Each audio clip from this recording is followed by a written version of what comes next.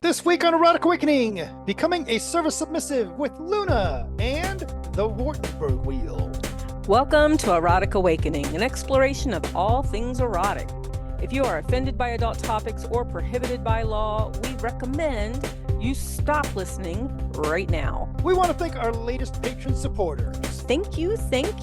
Head over to patreon.com/Erotic Awakening today and get your bonus content and support the show. Hi, Dan. Hi, Dawn. So you and I are very fortunate that we actually get a fair number of books sent to us to review. Yes. And the book you were looking at today, what you said was, hey, I want to buy this book. And I'm like, you're reading this book right now. You said, no, but I want to buy the physical version of the book. And I thought that was a very interesting comment for you to make, to help me understand why anyone would say that. Longtime friend of the show, Luna, from the Submissive Guide, has come back on the show for some reason. I don't know how you got pulled into doing this second, third, fourth time. I don't know. And is going to tell us about this book, Becoming a Service Submissive. And let me start off by asking, I don't think book is really the right word here, because it's not a passive, let me pick up this thing and just read all the words sort of thing. No, it is a workbook. I expect you to work for this book. Nice. So you need to do the things in it to get the most out of it. And that's absolutely true from what I was seeing, which is why I said I wanted to buy the book, right? I mean, I'm of the older generation. God, I hate saying that, but I like the physical copies, especially if it involves writing. But it could absolutely be done on digital. But tell us about the workbook to start with. The workbook was a labor of surprise love. In February, I got sick and tired of working on the development of my revamp of Submissive Guide and went, let's do some writing. And I just sat down one day and started writing. And a week later, I had a book. Wow. Nice. Most of the stuff that I wrote for this started out on the website, and I just pulled it out, rewrote a lot of it, updated it, made it make sense, because some of the content that I wrote was ancient, and you don't want to put ancient stuff in a new book. And then, at that point, I went, well, it's either a book or I can add to it and make it a workbook. And since I do better asking myself internal questions and introspection, I went, I'm going to make my readers do that. So I had to come up with, how do I come up with questions that are going to help people learn who they are once they've read the book? So I never used to identify as a service submissive. It was something, to me, it was a kink that I wasn't super into. And then I believe I had somebody that I was talking to at a local munch that mentioned that very key thing that I mentioned in the book. It's all about intention. You can do a task and it can be a task, but as soon as you put your intention and your motivation behind it, it stops being a task and it becomes more than. And I went, I like that. Let's try some of that. I dove in off the deep end with it and was bringing up with Nightmare numerous things like, hey, I make you coffee every day. And I mentioned that in the book. It's a task, but I don't want it to be a task. How can we make it more special? And it just started from there. So I do a lot of different service things in our everyday life that used to be just like, yes, I'll make your coffee. Okay. Well, that's what I picked up on at the beginning of the book. So you said that you weren't a service submissive, but that had kind of flipped, because I don't consider myself a service submissive. Right? I mean, I provide service for Dan, but I don't consider myself, I don't get a thrill out of doing it for other people unless Dan has told me to do it. Right? So, so that sort of thing. But you did mention intention, and I kind of flipped that word with mindful, because I teach mindfulness in service, right? And intention, I'm going to have to add that to my workshop now. It is the intention of turning it into a service from a task or a chore, like you talk about. So that is kind of neat how you go through the different types of service and how to figure out what might thrill you in service or things like that. So very, very interesting. Absolutely. And there are lots of types of service. The different types of service that I have listed in the book are just ones I've hit on. I'm sure there are someone else can say, I know of other types of service. I intentionally avoided reading Raven Caldera's Real Service book. I'd love to read it now that I've written this book, but I was terrified that I would read that book and just put their thoughts. We've done the same thing with our books and our events, not read other people's so that we're writing our experience. Because I had so many people like, you should read this book. And I went, I can't yet. I can't. Right. I'd love to. So, but the other one that I wanted to mention when I first started reading yours that I used to recommend a lot to people was Miss Abernathy's book. Yep. And so I kind of got a feeling of that at first, but this one has so much more depth. So that is just this one really does. It has a lot more depth. I'm enjoying it. So walk us through the book a little bit. I mean, what's a normal chapter look like? A normal chapter is introduce a lesson about service, whether it's a fundamental aspect, whether it's a type of service, whether it's identifying what skills you may already have that you could apply to your service. And then I ask you several introspective questions. You can call them journal prompts. I do on Submissive Guide all of the time. And then I usually provide an activity that helps you apply what I'm trying to teach you to your own life. So you'll either identify your submissive skills that you may have, the things that you identify as being beneficial to you, and how can you apply those things to a relationship with a service dynamic. And by the end of the book, you are taking a chore or a task you already have and developing a service out of that by the end of the book. So I'd like to mention another cool thing, though. She has definitely brought book writing into the present, because there's links in the book back to the Submissive Guide website or blog writings and to YouTube videos. So she'll have like a little box, like, here's a little bit of what this person says about this thing. Go check out this article. Here's the rest of it. And you can click link to the article if you're in the digital version, obviously not the printed version. The printed version, QR code. Oh. And so you can scan it on your phone and it'll bring up a website with all the links that I provide in the book. Nice. Wow. So that's you fabulous. Can still because access all of that. The thing that I was like, oh, great. My first thought when I saw that was, oh, great. I have to click a link. It's going to take me out of the book. And then I'm going to have to read this thing here. But you didn't leave it at that.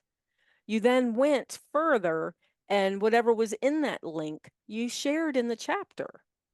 Right? At least bits and pieces of it and part of the writing. So I didn't have to go to the link if I didn't want to, but it was absolutely there if I wanted more resources. That's exactly what their point was, is for additional resources, additional information, additional little tidbits that aren't necessary for learning in the book, but are definitely helpful. You can't find all the resources you're looking for. So I was like, here's some more that you might like. So And I think that's super smart, because how long has the Submissive Guide been around now? 15 years. Yeah. So it's wise that you're saying, look, I've got all this information available for you. Just, here's some easy ways to get to it. Yeah. Yes, exactly. So who's your target audience for this book? Is it somebody who's new to the lifestyle or veterans? I think it'd be good for either or, as long as you're curious about what submission with service included might look like. Because everyone, even if you don't identify as a service submissive, could apply aspects of service to what they're doing and not go all in and be like, I'm a service submissive and that's where I get my joy. But you could still learn like situational service or routine service and have a coffee ritual like I do that is a very specific process of how I prepare coffee, and it is a service I provide 6 to 8 times a day. So you learn how to do little things, and that means so much more because of the motivation and the intention behind it versus just saying, I'm going to go make your coffee now. Right. Cool. So you also have a chapter, and I can never remember this word. It's the proactive service. Yes, anticipatory. Anticipatory. I knew it started Yep. with an A, and I was like, oh, I'm Mm-hmm. hitting it again. So the anticipatory service, which has always been a challenge for me, and I'm reading parts of it, and I love that you go in there and say, you know, there are some masters that just don't like it. They don't Yes, like it because in case you get it wrong, and then they feel like they have to correct you, but you were trying to do a thing, and you know, and Dan's kind of confusing for me sometimes because sometimes he likes it. Sometimes he goes to grab that cup of water because he's getting ready to tell me he needs more and realizes somehow I already filled it and snuck it in beside him and it's sitting right there full. And then sometimes you're like, no, I want to get my own coffee. I'm okay with that. That gets me up out of my chair and gets me 3 foot over to fix my coffee. And, you know, so I don't have that service anymore, the coffee service. And then you know, things like that. So we kind of bounce in and out of anticipatory service and whether he likes it or not. But I love having that chapter there because a lot of people talk about like anticipatory service is the ultimate service of any follower, and that's just not true. If it doesn't work for your only if it's dynamic, wanted. right? Right. Yeah, only if If it's it's wanted. I've attempted that with Nightmare. I'm not Mhm, a good anticipatory service person, but I've attempted it. And he just, if he doesn't want it, he goes, stop. mhm, Stop assuming that I want this. right. Just, I haven't told you this is something I want. So Mhm. don't try to do it until I've told you, yes, I would like you to learn to pay attention to whether or not I need pen and paper when I'm on the phone. Just don't assume it. Right. And that is something that Joshua says that I do remember. I don't remember a lot of things, but that is one thing that Joshua says. And it is if it's not wanted, it's not service. Mm-hmm. So, Mhm. and I'm like, but now I have to guess on whether it's wanted. And sometimes I risk it and sometimes I wait to be told. It just kind of flows with the relationship and changes from time to time. So, Yeah. absolutely fabulous workbook, Luna. Just kudos. Thank you. Yeah, I've Thank noticed you. one of the things I hear from submissives on occasion is that they don't go to like the gatherings of submissives, like submissive roundtables anymore, because a lot of the times it's just people sitting around bitching about their leaders instead of improving themselves. And I feel like Hmm. that this would be a great workbook to have at these gatherings, to sit around Absolutely. and say, hey, let's actually work on improving ourselves. Let's talk about chapter 3 and this thing and what were your reflections and that kind of thing. I think that'd be a great way to use that. And Dawn, as soon as I create a new day of the week for you, I think that's something that you should lead.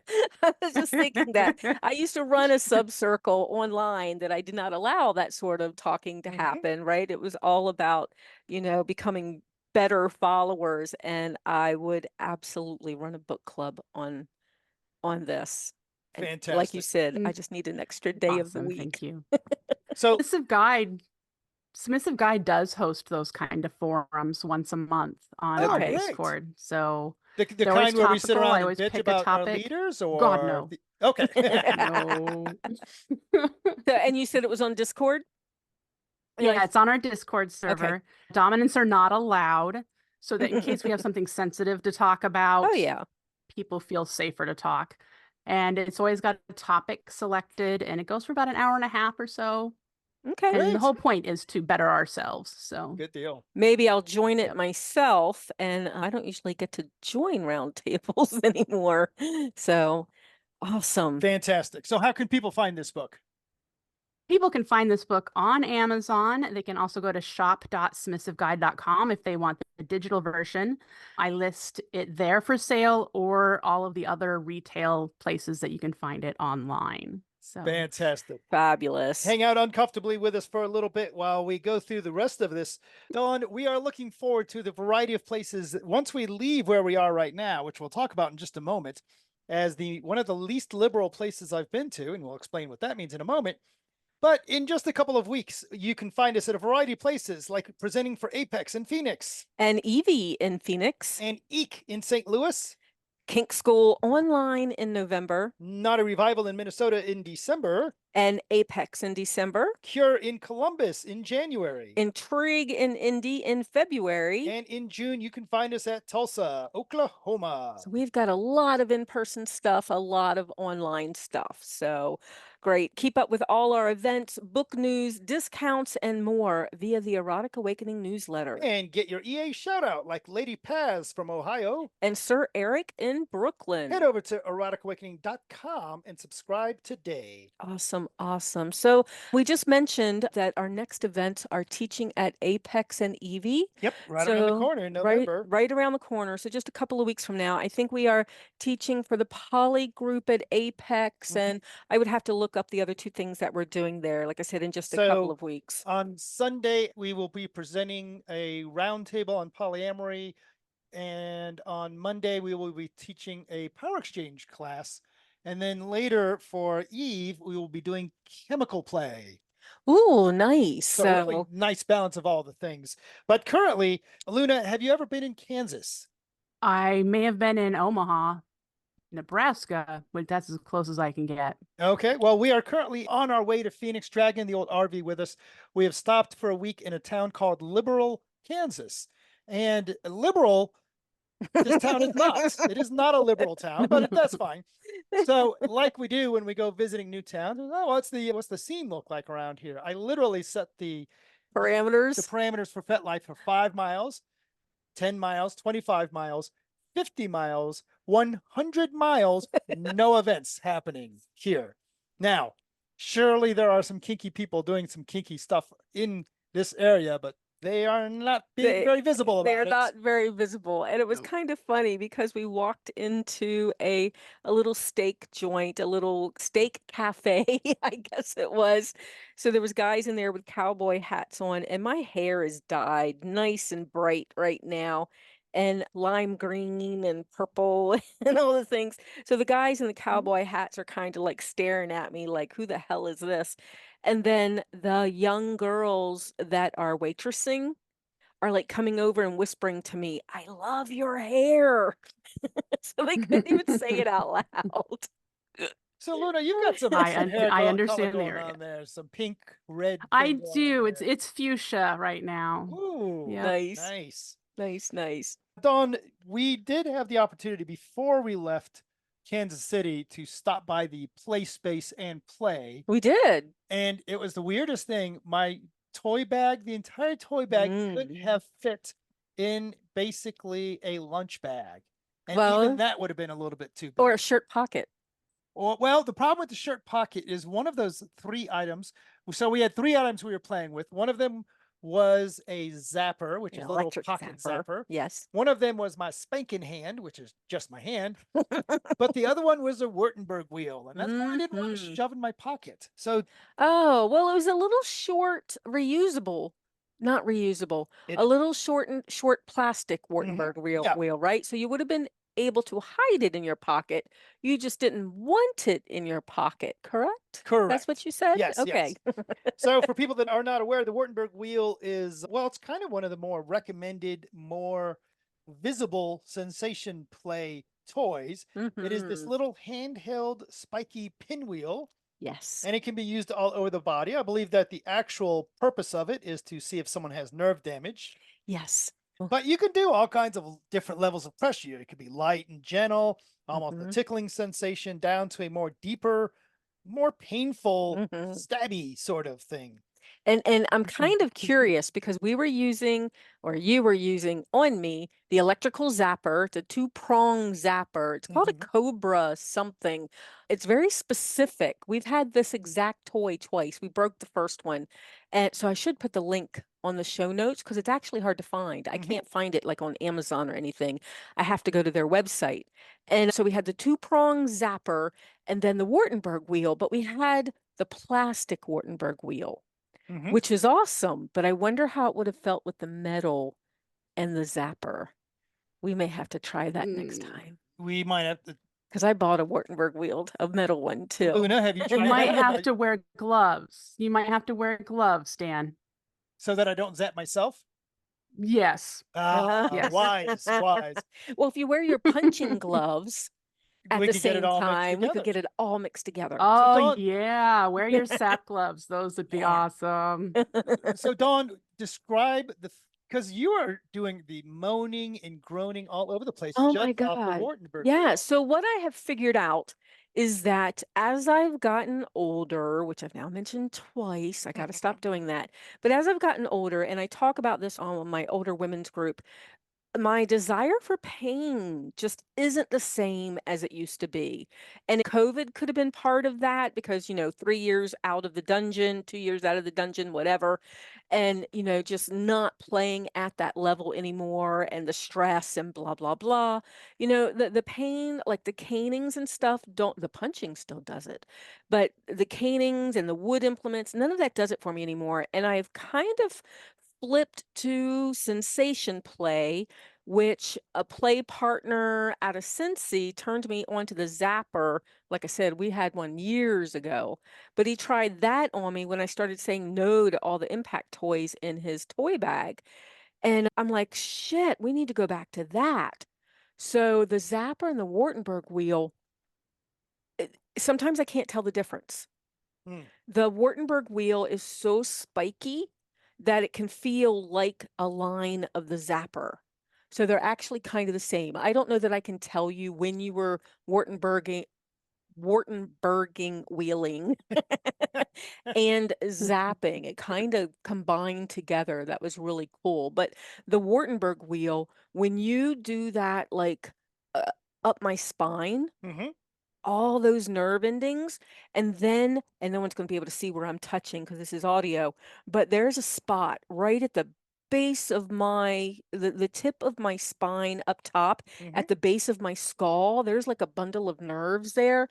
And when you put that Wartenburg wheel there, I'm just wet and squirming all over the table. I mean, that's just rawr. Yes.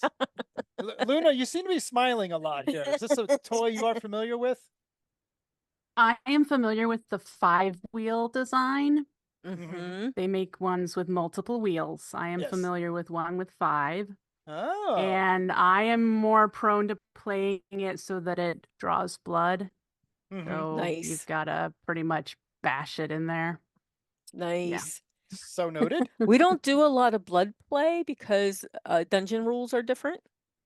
And we don't always find time to play in our little house on wheels. So we're usually in a dungeon when we play, but I could go for that. Good enough. I get pretty hot watching Dexter, so this might work for me.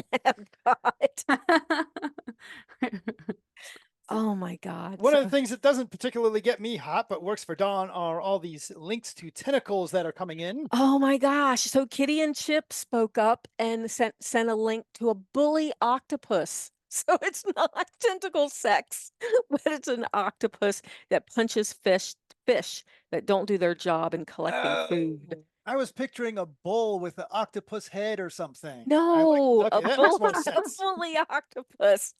And then Enigma, who has not caught up on the shows yet, so doesn't realize that we've been mentioning his name a lot, sent a link to more cyber tentacles. So this is more like digital art with the tentacles and stuff. So that's pretty cool. But more important than that is Enigma sent food on boobs, a very cute girl for roasting. Was it food on boobs or boobs on food? It was more boobs on, it was girl on food. So it was girl on food, so boobs were smashed on the food. And she was like trussed up like a roast with vegetables around her and an apple in her mouth. And she was all oiled down. And yeah, I could do that. And then who is this person that sent tentacles wrapped around a girl with the saying? So you didn't see this because she sent it to me on our private texting. Do I have my phone on me? No, I'll have to show it to you later. So your partner from Chicago, Tracy, sent me a cartoon girl with tentacles wrapped around her. And the quote or the saying across it says, "We all know where this is going." So that was just cute. Very cool. Oh, but you know what else? And I should put this on the next newsletter. We got to, speaking of tentacles, we got to join the army. What army did we just get to The join? The Lego Lego, Army. the Lego LGBTQ army or something like that. Shoot, now I'm going to have to look up the picture. But anyway, the event that we were just at in Kansas City, there is someone that brings in her Lego army, and I don't know how many events they have brought this to, but they bring in little buckets of make your own Lego guy, right? So it's heads Cool. and bodies and accessories and legs and things like that. So you put pieces together to build you. And then there's a little stage, and then you put your little guy on the stage. Mhm. And so for that event, everybody gets to see the little Lego guys that have been built. And then after the event, she takes those off the stage and she glues them together and she adds them to the bleachers, to the steps, the layers of people that now surround the stage. So I've got pictures of Very this. cool. So Yes. Yeah, it's really neat. And it ends up there's just, I don't know, maybe 1,000 of these little yeah. Lego people. Yeah, so Dan's favorite color is orange, and he flags orange all the time. So he found orange legs, an orange top with a BDSM symbol, and a black cover. So that's his. And then Awesome. mine, the whole reason I thought of it was the tentacles, Mhm. because mine is like purple pants, because I do purple a lot, a pink shirt, but then I think they're supposed to be puppy tails, but I thought they looked like tentacles. And the only way I could attach them to my body was at the crotch level. So I've got multiple tentacles coming out of my crotch, and then I have purple hair. It's like just so me. And then Dan's Phoenix partner, she loves pink. So hers was all pink with pink hair, but she found a little lollipop that had an orange heart on it to represent Dan because he likes orange. Yep. So there's the three of us. Aw. And it's just really cool how you can put these little pieces together. Pride Army, that's what it That's was. what It was the Lego Pride Yep. Army that popped into my head. Fascinating if you get a chance to see this. You can see those pictures out on our Discord if you are interested in doing that. That is true. I did put them out there. You could be a part of the Erotic Awakening podcast community. You can support us on Patreon and get early access to the podcast, a free version of the audiobook, Polyamory Toolkit, free ebooks, discounts on monthly Zoom classes, member-only Discord access, and more. Find all the goodies at patreon.com/Erotic Awakening today. Help others find us. Take a moment to support the podcast. Rate us on... No, I thought we were going to do it together. Rate us on Apple Podcasts, Spotify, or wherever you listen. Or Or just tell your friends. Let's never do that again. Join the conversation with us and other listeners. Use the links from the Erotic Awakening website for our growing Discord channel. And feel free to reach out to us. Contact us with questions, podcast comments, or just to say hi. We are Dan and Dawn on FetLife. And Erotic Awakening on Instagram. Or just email us at dananddawn@eroticawakening.com. Bye, Dan. Bye, Dawn. Bye, Luna. Bye, Luna's cat. Bye.